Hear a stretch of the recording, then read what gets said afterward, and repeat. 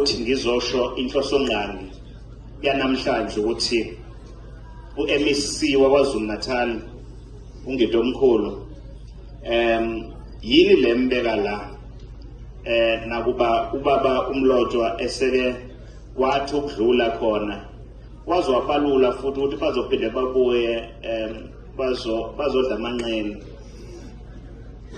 Yangikhumbuza ke le baba uMlotshwa sathi siyovula esinye isikole khona la eMnambithi emphakathini ngokusemthethweni. Isikole ke esikhuluma ngaso namhlanje la isikole ukube besingasipalula ngolimi lwesilungu sithi state of the art.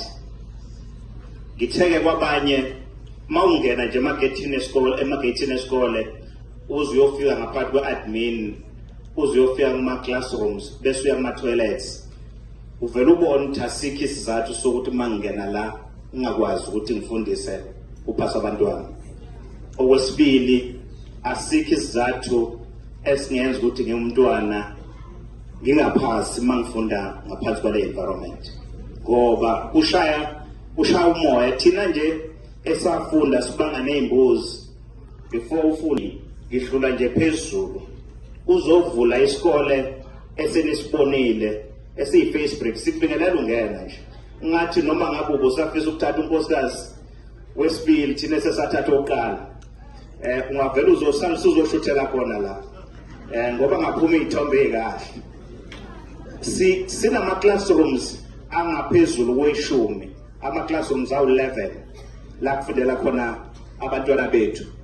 Siney'ndawo zokufundela abantwana bethu esibizwa ngokuthiwa ngolwimi ebesijwayele ukulisebenzisa kuqala besesithi i-computer room, sekuthiwa ke manje i-media room, la abantwana bethu bazohlangana khona namakhompyutha bakwazi ukubhala. Wena-ke okanye nami owaqala ikhompyutha ususe-university abethu bazoyiqala early bakwazi ukucofoza. Abanye engibabonayo la nzima bayibambe lo mcimbi ngoba uhulumeni wethu uyanakekela. Okwesithathu esikunakisisayo ukuthi la kune-administration sibiza nge-admin block, kusho ukuthi uthisha umama uMbambo une-office lakhe. Abanye asebenzisana nabo kubalula nothisha kuney'ndawo nje ey'nethezekile la abakwazi ukuthi bangene khona bafunde, in fact basebenze mabephuma khona baye emaklasini bawufundisa khona. Ngithe mangidlula ngakuma-toilets akhona ngabona isizathu khona umngane wami owayijwayela ukuthi maye ema-toilets isizathu uMEC azokwethula isakhiwo esihle salolu hlobo. Siyanxusa-ke kumphakathi wakithi sesihambile ey'ndaweni ezahlukahlukene bese seNewcastle ngizobala nje latest incident baba uMlotshwa uMEC uhamba noPremier uzovula isikole ekuseni ebusuku kwakhona igangi zifika ziyagqekeza zathatha wonke amakhompyutha ekhona. Sisivula ngakusasa nje akusekho lutho okuzolekelela abantwana, hayi abantwana bethu, abantwana benu.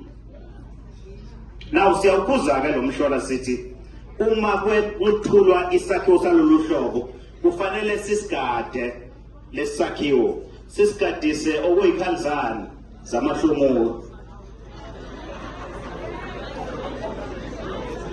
Angithi uMEC wethu bani? Inenkosi yesizwe ingangihlawulisi. Niyakwazi ukucula.